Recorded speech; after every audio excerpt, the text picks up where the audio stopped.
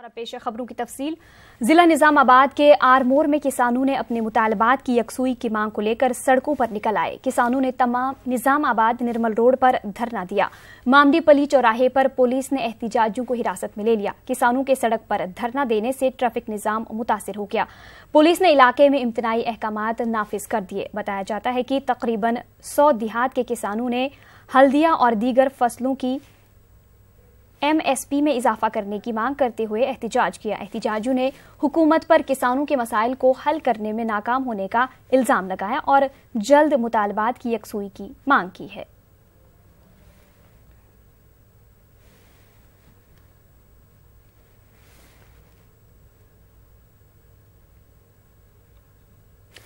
जिला हैदराबाद में लोकसभा इंतखाबात की तैयारियों पर हुक्काम ने जायजा इजलास मुनक्किद किया। इस इजलास में GHMC commissioner, Hyderabad police commissioner Anjani Kumar और दीगर महकमों के अफसर मौजूद थे। उन्होंने कहा कि लोकसभा इंतखाबात के लिए जिला इंतजामिया तैयार है। नोटिफिकेशन जारी करते हुए तैयारियों को हतमी शक्ल दी जाएगी। जिला हैदराबाद में 3 लोकसभा हल्के हैं। फरवरी के 22 को फहरिस्त राय दहिंदगान जारी होगी।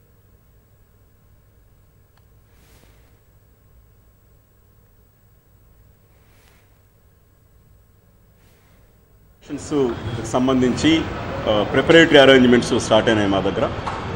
ఎలక్షన్ కమిషన్ ఎలక్షన్స్ అనౌన్స్ చేసిన వెంటనే దానికి సంబంధించినటువంటి అన్ని కార్యక్రమాలు, ECI రెగ్యులేషన్స్ అన్నీ పాటించి దానికి కావాల్సినటువంటి జాగ్రత్తలన్నీ తీసుకుంటున్నాము. ఈరోజు నేను, మన సిపి గౌరవ అంజనీ కుమార్ గారు, all nodal officers, returning officers for parliament constituencies, AROs assistant returning officers, EROs అందరం కూర్చొని దాదాపు ఒక 1.5 hours రివ్యూ చేసుకున్నాము.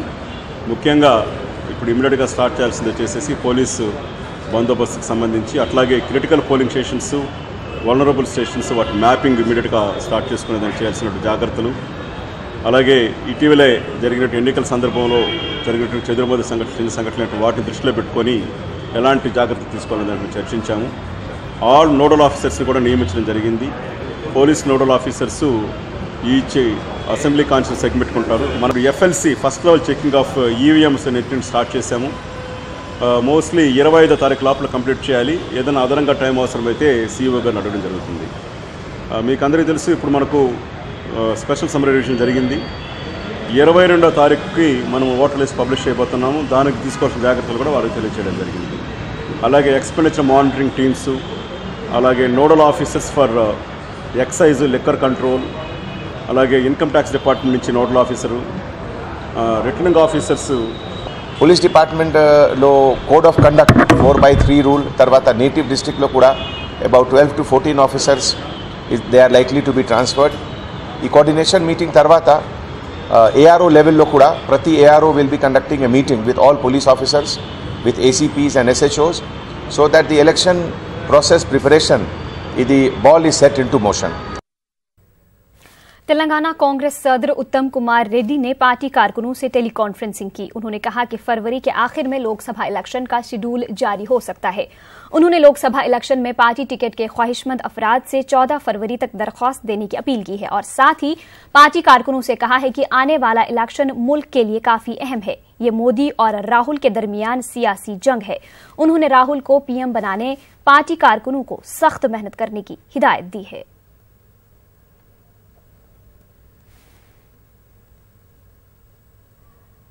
ప్రధానంగా మనం గుర్తుపెట్టుకోవాలేదంటే, ఈ ఎన్నికలు స్థానిక ఎన్నికలు, రాష్ట్ర ఎన్నికలు కాదు. ఇది దేశ చరిత్రలో కీలక క్రియాశీలక ఎన్నికలుగా మారబోతున్నాయి. ఈ ఎన్నికలు రాహుల్ గాంధీ గారిని ప్రధానమంత్రికి చేయడానికి జరుగుతున్న ఎన్నికలు. ఇది నరేంద్ర మోదీకి రాహుల్ గాంధీ మధ్య జరగబోయే ఎన్నికలు. తెలంగాణ రాష్ట్రంలో కాంగ్రెస్ కార్యకర్తలు, శ్రేయాభిలాషులు, కాంగ్రెస్ సింపథైజర్సు, కాంగ్రెస్ అభిమానులు అందరూ కూడా రాహుల్ గాంధీ గారిని ప్రధానమంత్రి చేయడానికి రాబోయే 60 నుంచి 75 రోజులు కష్టపడి పనిచేయవలసిందిగా విజ్ఞప్తి చేస్తున్నాను. मैं इतना बोलना चाहता हूं कि नरेंद्र मोदी साहब प्रधानमंत्री बनने के बाद, इंडिपेंडेंस के बाद कभी हुआ नहीं ऐसा कि इस देश को रिलीजन पे डिवाइड करके మైనారిటీస్ को इस देश में చాలా సంఘటనల్లో అనేక సంఘటనల్లో ఇన్ మెనీ ఇన్సిడెంట్స్ మైనారిటీస్ ని అభద్రతకి గురి చేసిన మాట ఇది మనం దేశవ్యాప్తంగా చూస్తున్నాం।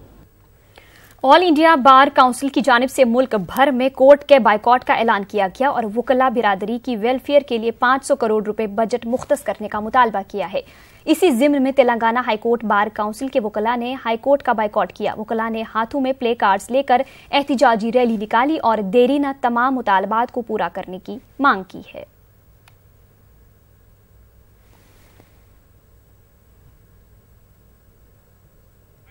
जो पूरे वकील कोर्ट बाइकाट करके ये प्रोटेस्ट मार्च ऑर्गेनाइज कर रहे हैं। आज क्या है, बार काउंसिल ऑफ इंडिया के कॉल के मुताबिक पूरे एडवोकेट्स आज कोर्ट्स बाइकाट करें। नरेंद्र मोदी जो हमारे लोगों को एडवोकेट्स को प्रॉमिस करे वो अभी तक भी कोई फुलफिल नहीं करे। कोई बाहर कॉन्ट्रैक्ट जॉब करने वाले होने दो या कोई छोटी भी नौकरी करने वाले दो, उन लोगों को आफ्टर डेथ पेंशन होने दो, इंश्योरेंस होने दो और कुछ भी है, लेकिन एडवोकेट्स को कोई भी बेनिफिट्स नहीं है। हम लोग पूरे सोसाइटी के लिए वर्क कर रहे हैं, लेकिन हमारे लिए हम लोग हमारे हक के लिए आज हम लोग रोड पे आना पड़ा और नरेंद्र मोदी को हम लोग ये सुना रहे हैं कि हमारी आवाज़ हम पूरे एडवोकेट्स पूरे एक है। और जो नरेंद्र मोदी जो हमारे लोगों को 5,000 करोड़ का सैंक्शन बजट करने का है, सैंक्शन करने का है, वो अभी तक नहीं करे। जमियतुल कुरैश तेलंगाना व आंध्र प्रदेश की जानिब से मुर्दिमशुमारी सर्वे का एहतमाम किया जा रहा है। पहले मरहले में हैदराबाद व सिकंदराबाद में मुर्दिमशुमारी के कामों को सदर नशी जमियतुल कुरैश हैदराबाद व सिकंदराबाद मोहम्मद सलीम ने ETE कम्युनिटी हॉल रमनस्तपुरा में आगाज किया। उन्होंने कहा कि मुर्दिमशुमारी के बाद हुकूमत को रिपोर्ट पेश की जाएगी और मुराद हासिल करने के लिए नुमाइंदगी की जाएगी।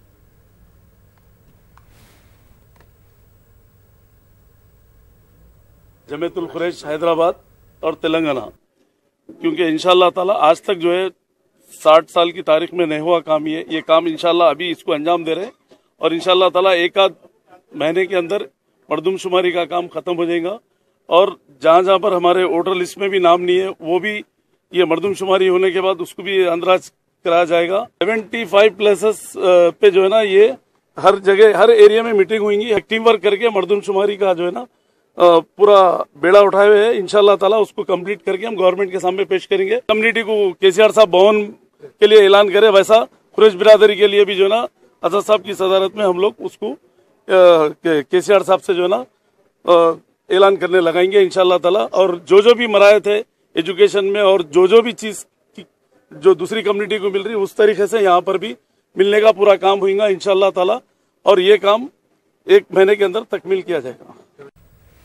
तेलुगु फिल्मों के मारूफ डायरेक्टर और प्रोड्यूसर बापी नायडू का 82 साल की उम्र में इंतकाल हो गया। बापी कई दिनों से बीमार थे। उन्होंने फिल्मी सन्नत को कई मकबूल फैमिली ड्रामा फिल्में दी। उनकी पैदाइश AP के जिला मगरबी गोदावरी में हुआ था। उनके इंतकाल पर तेलुगु फिल्मी सन्नत में गम की लहर देखी जा रही है। तेलुगु मेगा स्टार चिरंजीवी ने उनके घर पहुंचकर उनके अफराद खाना से इजहार ताजियत की और उन्हें खराज अकीदत पेश किया। आंध्र प्रदेश और तेलंगाना के वज़राए आला ने भी बापी को खराज अकीदत पेश किया।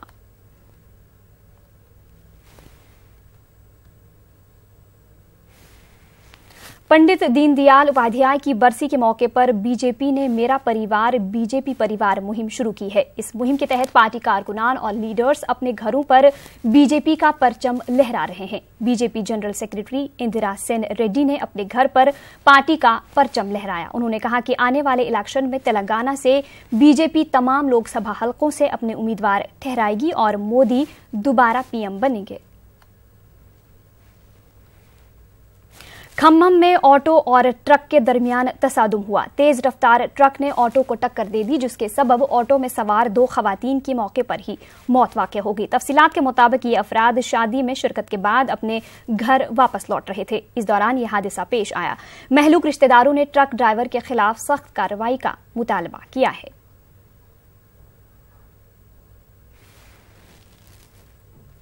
हैदराबाद के मुस्लिम अक़लियती तालीमी इदारा Muffakham Jah college of engineering and technology में तलबा की शख्सियत साजी और उनकी तख्लीकी सलाहियतों में मजीद निखार लाने के मकसद से एड्स ऑफ फोर्स टेक्नोलॉजी के उन्वान से फेस्टिवल मुनाकिद किया गया। इस 2 रोज़ा फेस्टिवल में मुफख्खम जाह कॉलेज के अलावा रियासत तेलंगाना के दूसरे कॉलेजेस के 5000 तलबा ने भी हिस्सा लिया। एक रिपोर्ट।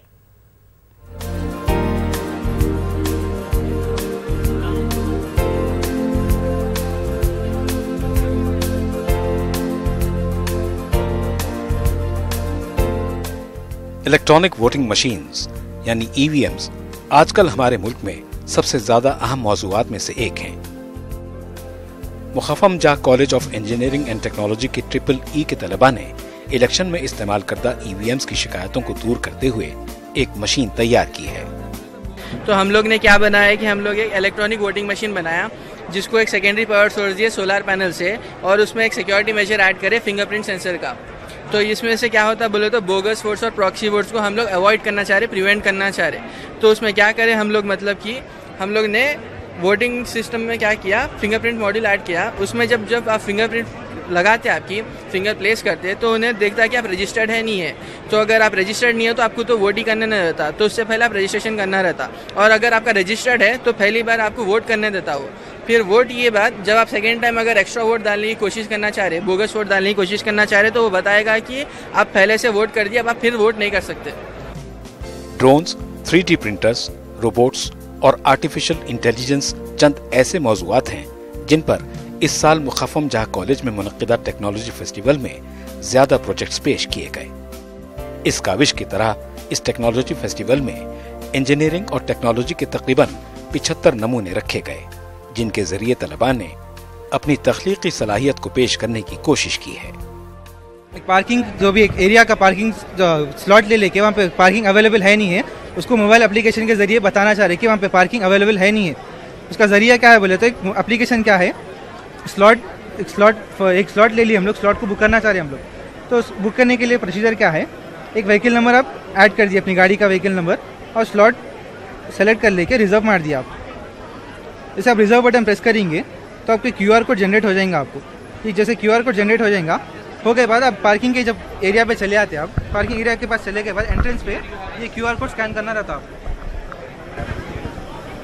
आप जैसे QR कोड स्कैन करेंगे गेट उठ जाता है।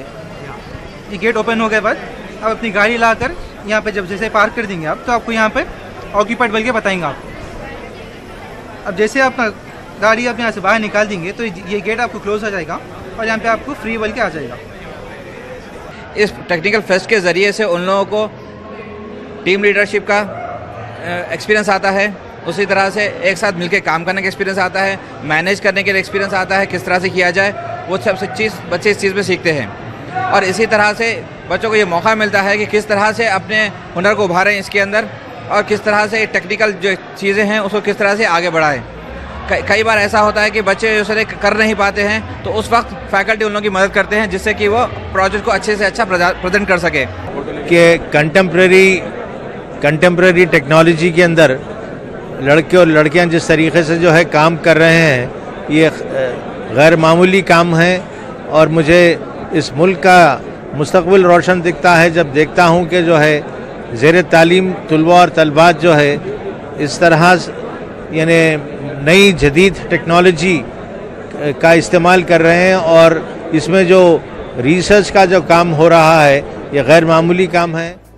Muffakham Jah college of engineering and technology के सालाना टेक्निकल फेस्टिवल के जरिए तलबा को कौमी सतह के इवेंट्स में शिरकत के लिए तैयार किया जाता है। इसी वजह से कॉलेज के तलबा ने गुज़िश्ता कई सालों से कौमी सतह के एजाज़ात हासिल करने में कामयाबी हासिल की है।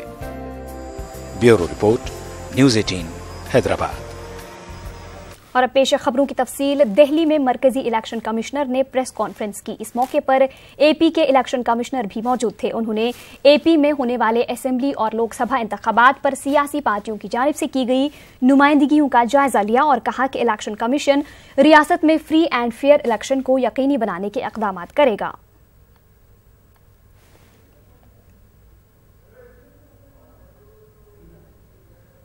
Hearing the political parties in the meeting, which the series of meetings which the commission had,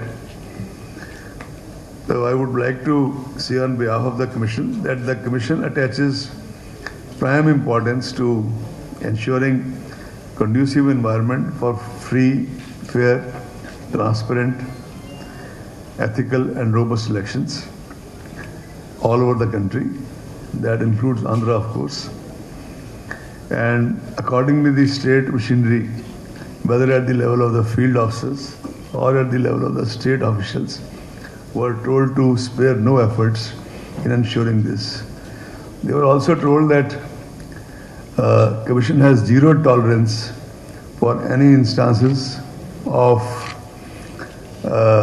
gross impropriety, of negligence, and as a matter of fact, if there is any proven malafides, I'm using the word proven deliberately and consciously, if there is a proven malafides, Commission would not hesitate to go even further and take action against in the most stringent manner under criminal laws, etc. Chandrababu Naidu ने दिल्ली में सदर जमहूरिया से मुलाकात की। आंध्र प्रदेश को खुसूसी रियासत का दर्जा देने का मुतालबा करते हुए बाबू की क़यादत में वफ़द ने सदर जमहूरिया रामनाथ कोविंद से मुलाकात की। इस दौरान चंद्रबाबू नायडू ने सदर जमहूरिया को रियासत की मौजूदा सूरत हाल से वाकिफ करवाया। साथ ही उन्होंने मरकज के आमिराना रवैये पर भी तशवीश का इजहार किया। चंद्रबाबू नायडू ने इल्जाम लगाया कि मरकज की मोदी हुकूमत ने जो वादे किए थे वो पूरे नहीं किए हैं। चंद्रबाबू नायडू ने कहा कि मोदी हुकूमत का रियासतों में इख्तलाफात और अवाम में नफरत फैलाना अफसोसनाक है। चंद्रबाबू ने कहा कि जब कभी हकीकी मुतालबात की तरफ तवज्जो दिलाई जाती है तो मरकजी हुकूमत इंटेलिजेंस, सीबीआई, ईडी जैसी सरकारी एजेंसियों का इस्तेमाल करती है ताकि क़यादत का खात्मा किया जा सके। हिंदुस्तान में क़यादत के खात्मे का इनको कोई हक नहीं है। पीएम मोदी पर तनकीद करते हुए कहा कि उनके पास कोई कायदाना सलाहियत और मुनासिब तालीम भी नहीं है और न ही वो कोई तरक्की का एजेंडा रखते हैं। The present government, Narendra Modi, before that he told very clearly, they wanted to protect child, they have killed the mother also. Now we are asking him what you have done. During elections he promised all these things, letter and spirit. He said he will implement everything. During the foundation laying ceremony of Amaravati, he brought Yamuna water and also our parliament matti. Both he has given on our face. That is how we... Vijayawada international airport ने नई तारीख रकम की है। नई रियासत Vijayawada airport को सबसे बड़े रनवे की तामीर का एजाज हासिल हुआ है। नए रनवे का दिल्ली से वजीर शहरी हवाबाजी सुरेश प्रभु ने वीडियो कॉन्फ्रेंसिंग के जरिए इफ्तिताह किया। विजयवाड़ा के अलावा राजमंड्री और विशाखापट्टनम एयरपोर्ट के रनवे का भी इफ्तिताह अमल में आया। तौसी के बाद नए रनवे के इफ्तिताह से बड़े तैयारों की लैंडिंग में आसानी हो गई है।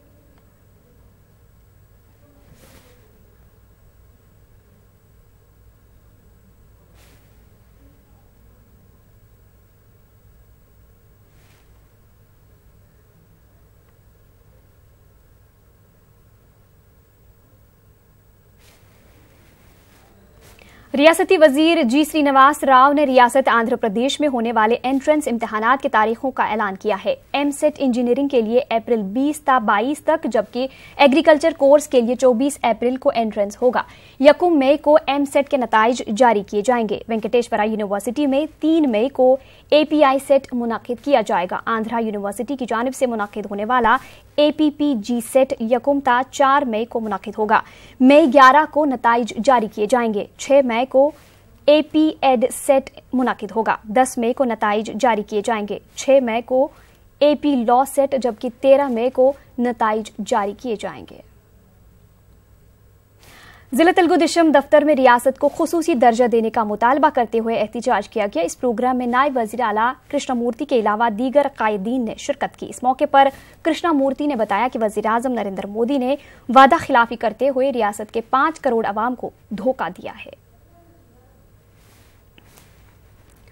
करनूल के डॉक्टर अब्दुल हक यूनानी मेडिकल कॉलेज में यूनानी का इनकाद अमल में लाया गया। इस मौके पर डॉक्टर अब्दुल हक यूनानी मेडिकल कॉलेज के तलबा की जानिब से रैली का इनकाद अमल में लाया गया। इस मौके पर यूनानी की अहमियत से तलबा को उजागर किया गया।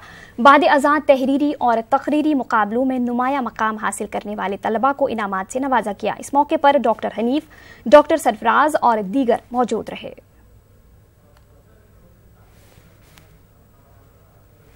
करनूल के अक़लियती हॉस्टल फॉर गर्ल्स में एक इजलास मुनक़िद किया गया। इस इजलास में डीएसपी स्पेशल ब्रांच महबूब बादशाह के अलावा डॉक्टर नेहा तबस्सुम और दीगर ने शिरकत की। इस मौके पर तलबा को खूब मेहनत करके आगे बढ़ने की तलकीन की गई। डॉक्टर नेहा सुल्ताना ने बताया कि लड़कियां सेहत के एतबार से बिल्कुल कमजोर हैं। हुकूमत के अलावा समाजी तंजीमें अगर इस हॉस्टल की लड़कियों का ख्याल रखें तो इन लड़कियों को अपनी सेहत के साथ साथ तालीम के मैदान में भी आगे बढ़ने का मौका मिलेगा।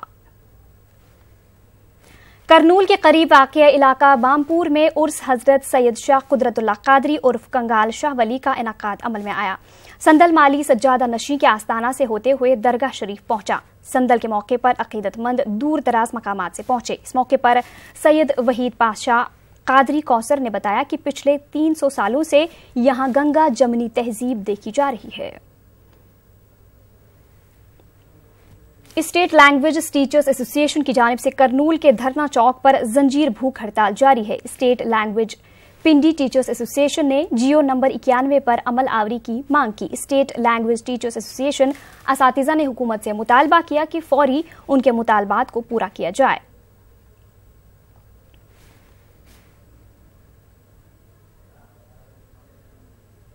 इसी के साथ इस बुलेटिन में फिलहाल इतना ही। आदाब।